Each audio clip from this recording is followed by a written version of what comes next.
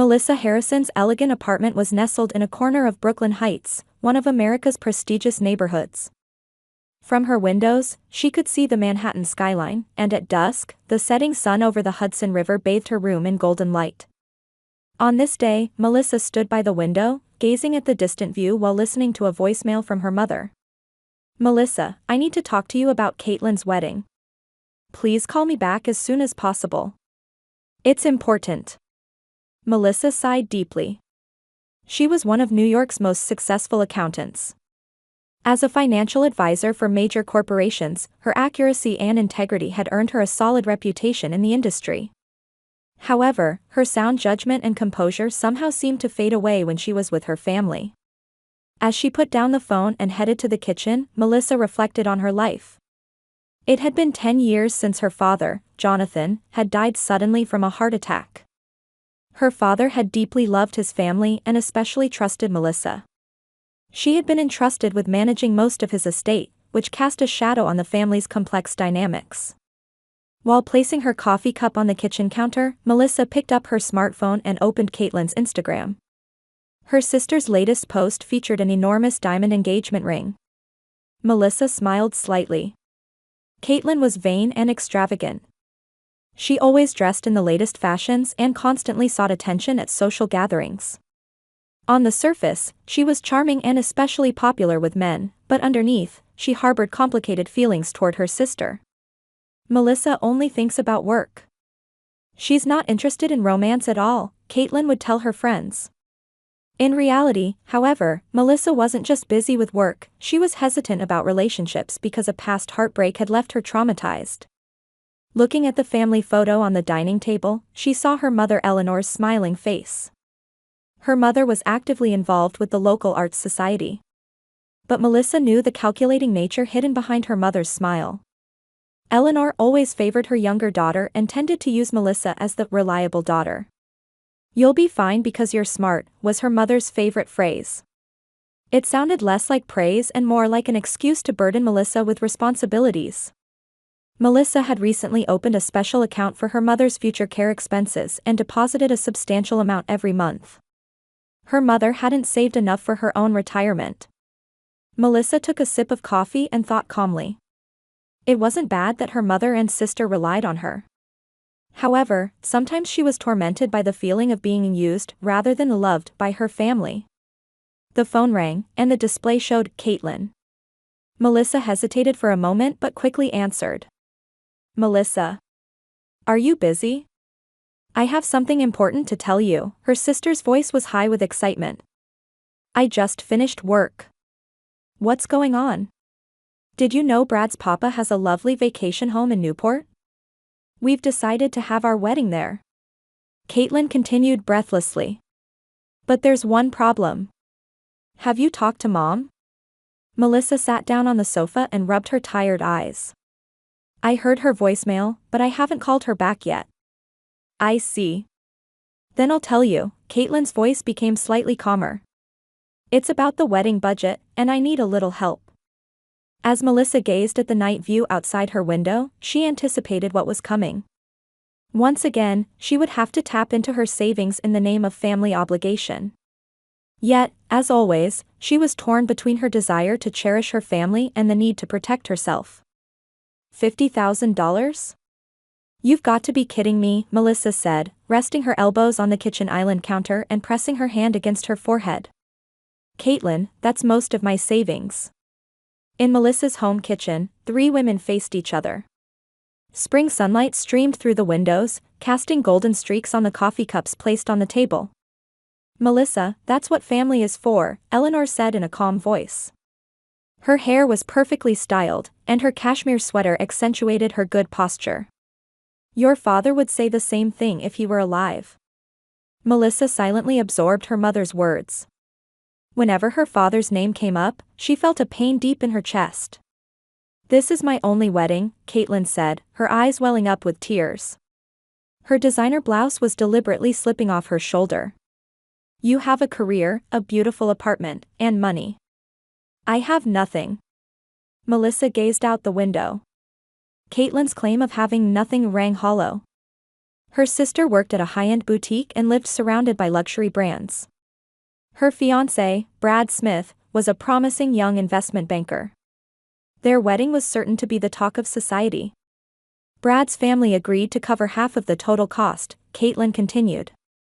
For the other half, please, Melissa. This is the most important day of my life. Melissa sighed. Words of refusal rose to her throat, but she swallowed them when she saw the expectant expressions on her mother's and sister's faces. All right, she said quietly. But I want to be involved in the wedding preparations. The schedule and venue decisions too. Of course. Caitlin jumped up with joy and hugged Melissa. The sweet scent of her perfume was overwhelming. I'll consult you on everything. But that promise was never kept. Over the next few weeks, Melissa heard nothing from Caitlin about the wedding preparations. She tried to contact her several times, but her sister cut the conversation short with a single word, busy. Eleanor advised her, don't pressure Caitlin. At the end of May, Melissa withdrew $50,000 from her special account and transferred it to Caitlin's account. That night, she finally received detailed information from her sister. June 25, Saturday, starting at 4 p.m. At the Ocean View Grand Hotel in Newport. Formal attire, please. What about the invitation? Melissa asked, and Caitlin laughed. Your family. You don't need an invitation, do you? Anyway, note the place and time. You're not a bridesmaid, so come to the venue on your own on the day. Melissa couldn't hide her surprise. I'm not a bridesmaid? Sorry. But I chose my friends. You're always so busy, I didn't want to impose. Caitlin's voice carried a hint of satisfaction rather than apology. On the wedding day, Melissa dressed in a high-quality gown with her hair styled in an updo. Though she usually wore natural makeup, she applied it more carefully for this special occasion. As a sister, she wanted to celebrate her younger sister's special day. The Ocean View Grand Hotel was a historic luxury hotel along the Newport coast. When Melissa stepped out of the taxi, the white building gleamed in the setting sun. However, there were no wedding decorations at the main entrance, and few people were around. Where is the Harrison Smith wedding being held? She asked at the front desk, and the young female staff member looked puzzled. One moment, let me check. She operated the computer and after a while, shook her head. The wedding concluded yesterday. It was on Friday, June 24th, starting at 2 p.m. Melissa felt the blood drain from her face. That's impossible. I was told June 25th, today. I'm sorry, but that's what the system shows. It was yesterday's event. With disbelief, Melissa took out her smartphone with trembling hands and called Caitlin. On the third ring, her sister answered. Background noises could be heard. Melissa? What's wrong? Caitlin's voice was high-pitched. I'm at the hotel, but they told me the wedding was yesterday. Melissa's voice trembled as she tried to control her emotions. After a moment of silence, Caitlin's laughter came through. Oh, that's right. It's already over. Thanks for being our ATM. Excuse me. Melissa couldn't believe her ears. Just kidding, Caitlin said with a laugh, but there was malice in her voice.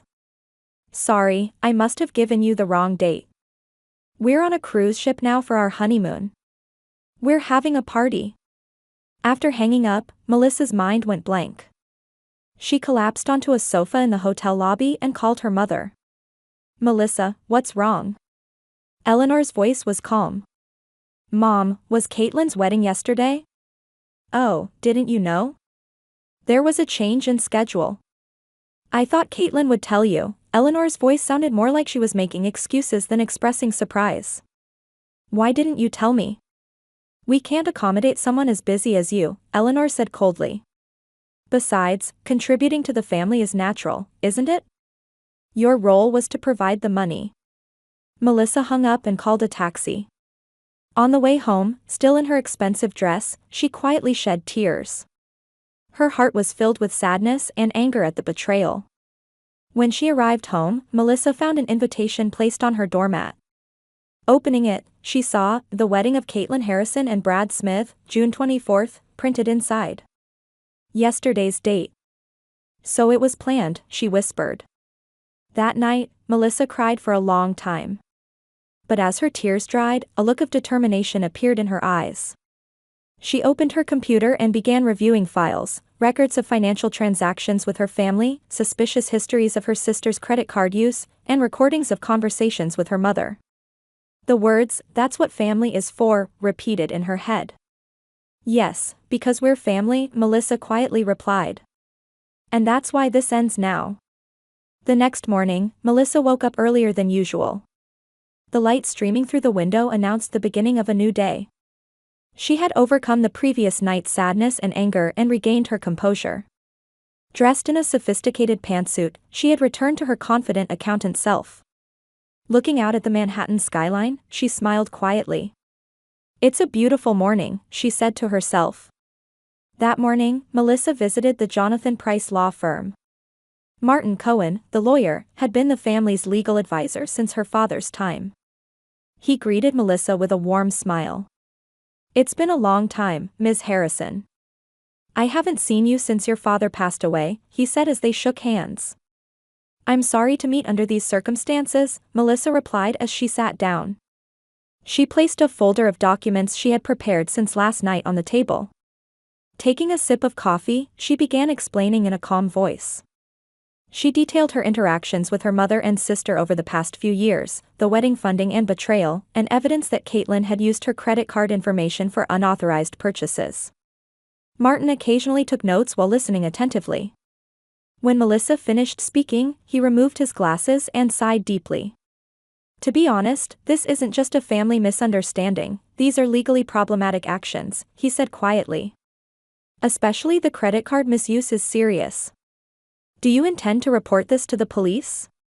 Melissa looked out the window. No, not at that stage yet. First, I want to issue a formal warning and clarify my position. 2 hours later, Melissa had signed 3 documents. The first was a warning letter to her sister regarding the fraudulent acquisition of wedding funds, demanding repayment. The second was a notice to her mother, documenting evidence of unauthorized purchases using Melissa's name and the possibility of legal action. The third was a notice terminating the informal agreement in which Melissa had planned to cover all her mother's future care expenses. Please send them with delivery confirmation, Melissa told the lawyer's secretary. I want them to arrive by tomorrow morning. Before leaving the office, Martin placed his hand on her shoulder. Your father would be proud of your courage. Melissa smiled and quietly replied, thank you. This is the end. That night, Melissa attended a yoga class and enjoyed a long bath. She felt the burden in her heart lighten a little. Before going to bed, she checked her cell phone and found 3 unread messages from Caitlin. Back from honeymoon. I have beautiful photos, want to see. Melissa, why aren't you responding? Are you still angry? I didn't know you couldn't take a joke. You're an adult now, don't take it so seriously. Melissa didn't reply, set her phone to silent mode, and placed it by her pillow. The next morning, she woke up with a peaceful mind. However, that peace didn't last long. When she turned off the silent mode on her phone in the afternoon, she saw dozens of missed calls and over 20 text messages. 7 calls from her mother, 12 from Caitlin. The message content evolved from, call me immediately, to, why are you doing this? I can't believe you got a lawyer, and we're family in increasingly hysterical tones. The most recent message was from her mother. Melissa and Harrison, call me right now. I didn't raise you to take family matters to outsiders. Melissa took a sip of coffee and checked her email from the lawyer. According to Martin, both Eleanor and Caitlin had contacted him, requesting a meeting. A lunch meeting at a Friday market, an upscale restaurant, had been proposed. Melissa replied, a neutral location would be better, and suggested meeting at the law office. Martin quickly responded, confirming a meeting at the office the following day at 2 p.m. The next day, when Melissa arrived at the law office, her mother, sister, and brother-in-law Brad were already waiting. Eleanor wore an expensive tweed suit and maintained her usual elegant posture, but the dark circles under her eyes revealed her anxiety. Caitlin wore a designer dress but looked unwell. Brad wore an unpleasant expression, staring out the window. Melissa, Eleanor rose and tried to approach her daughter, but Martin quietly urged her to return to her seat. As they sat at the conference table, Martin conducted the meeting. He first explained the legal situation and clearly stated Melissa's demands.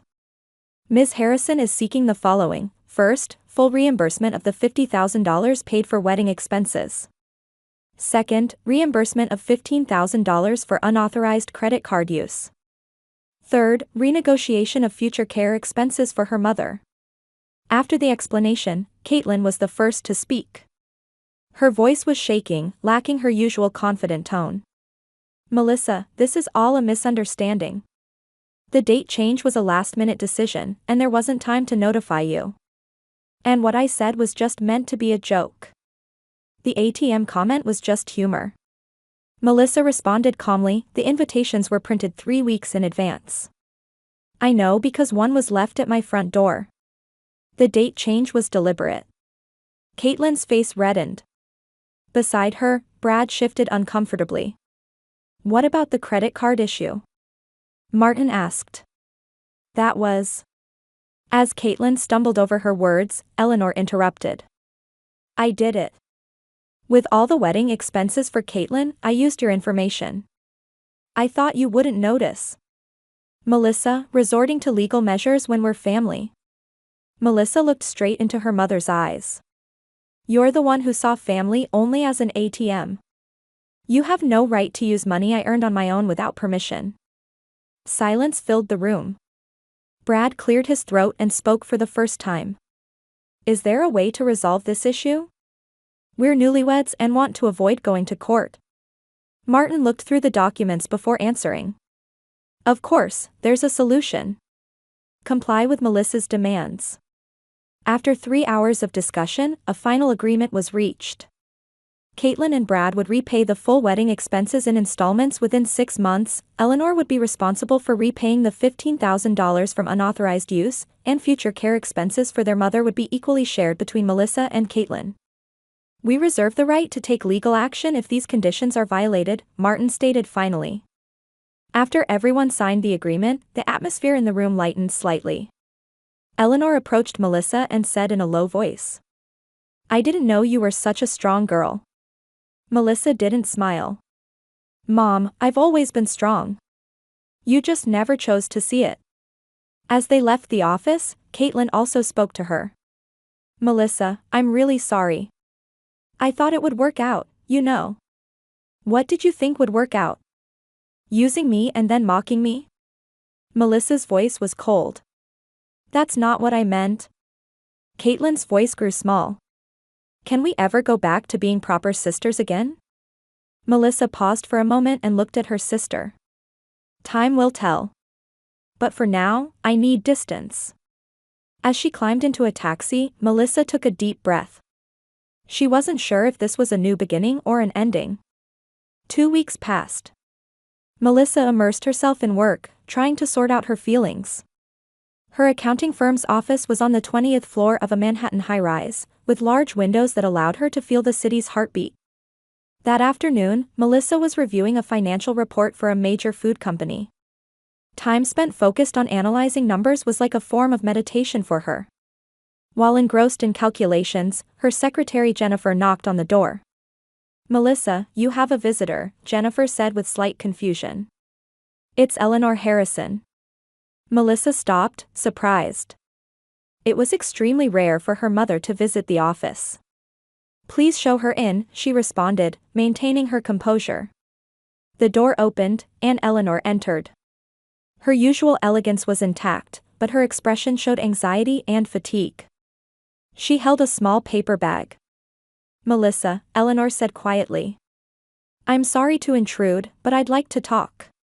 Please, sit down, Melissa indicated the seating area by the window. Coffee? Thank you, I'd love some. After the secretary brought coffee, the two women sat facing each other. Outside the window, clouds drifted by. Eleanor picked up the coffee cup but stared at it without drinking.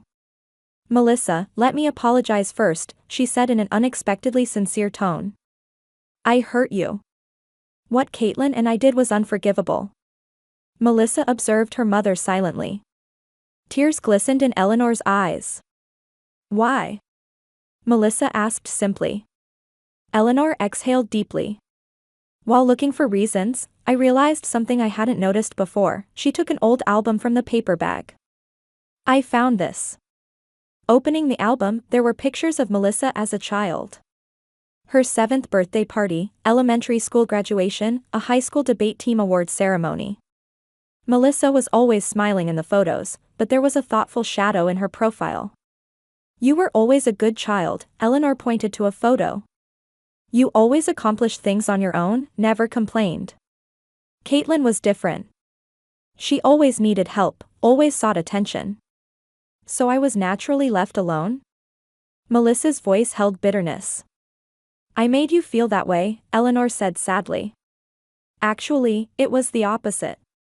You were strong, smart, and capable of anything, so I took you for granted. I thought your success was a given. Eleanor turned to the next page. There was a photo of Melissa graduating college with top honors. Beside her, her father Jonathan smiled proudly. Your father always trusted you. Melissa will be fine, she can do anything, he'd say. Eleanor's voice trembled.